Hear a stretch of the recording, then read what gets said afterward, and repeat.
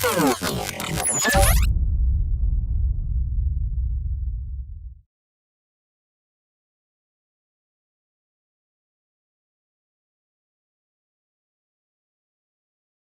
think that the problem you have in standardization is that everyone has a standard. So when you go to all of the different layers or the different horizontal verticals, as they're called in IoT or the connected world, everyone comes along and they have their own standard. I used to call SESIP a meta framework. So it's a way that you can glue things together. SESIP is very much based around the services that a product or a device or a solution or a component offers. So it's really at that kind of API, APDU level, which means that it's easy to build around. So if you certify, for example, a microcontroller, you're doing it at the services that microcontroller offers. And therefore you can build on that very quickly and very easily. So you can layer up, and you can layer up across standards. So you can use SESIP as a way of doing mapping or list of requirements that actually map to other standards. So if I look at something like the industrial IoT, which is the IEC 62443, you can do a mapping from SESIP directly to that. And any test reports that are developed or test reports that come out can be mapped one-to-one to that standard, and the results can be reused. We used to call this thing called composition, and SESIP is very powerful and very easy to use around composition because it's based on those services rather than the internal security of a product or device.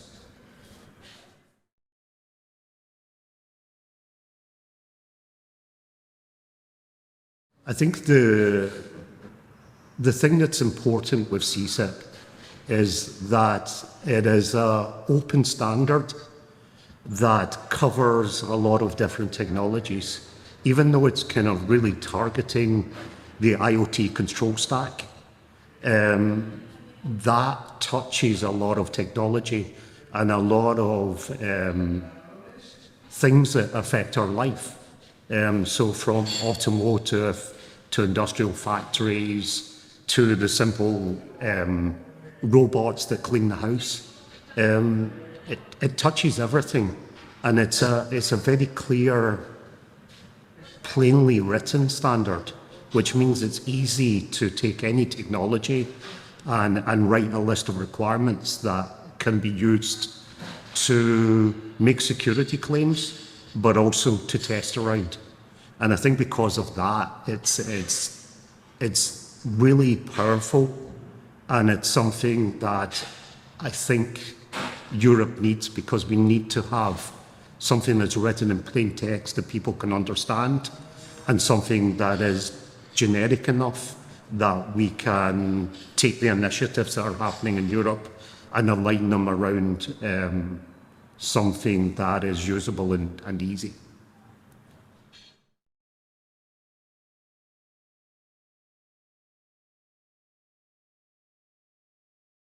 I think it is vital because we think that within Global Platform and all of the companies that have come together to generate and write SESIP, we think we have something that's very important, and to get that message out to other stakeholders and also to the larger organizations who are looking to buy our subcomponents to build their systems. I think it's important that we let the ecosystem know that something exists, and also all of the standardization groups around the world, that if they have a list of requirements, we have a standard that they can easily map into and produce a protection profile that we can use to certify. So I think it's really important we get that message out.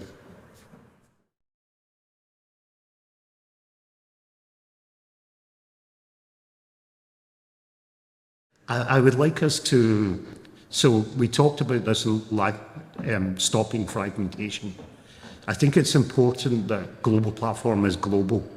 We tend to get very focused in Europe on the things that are coming out of the EU Commission at the moment. And that's only part of the picture. I mean, Europe still tends to be the thought leaders around cybersecurity, but there's initiatives happening in the US with NIST. There's initiatives that are happening in China, in Japan, in Taiwan. And the global platform family can come together and make sure that using this as the kind of flexible standard, we can make sure that we touch all of these things and we make product developers' lives easier by harmonizing around one kind of standard or one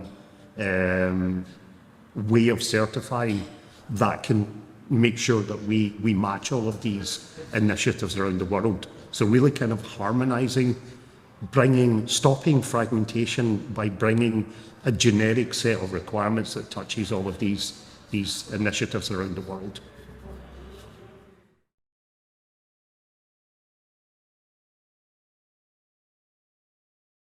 Eurosmart has a massive amount of experience around certification.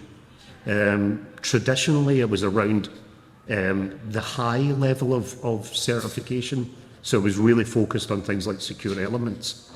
But the Eurosmart membership is expanding, and Eurosmart is very much lobbying into the European Commission, and it's also analysing the requirements or the acts or directives that are coming from the EU. And I think working with Global Platform and Eurosmart together can really make sure that the European Commission and the policy, the people that are developing the policies, understand that we have certifications that already exist, and Eurosmart can show how to use them correctly and how to reuse what we already have in the landscape.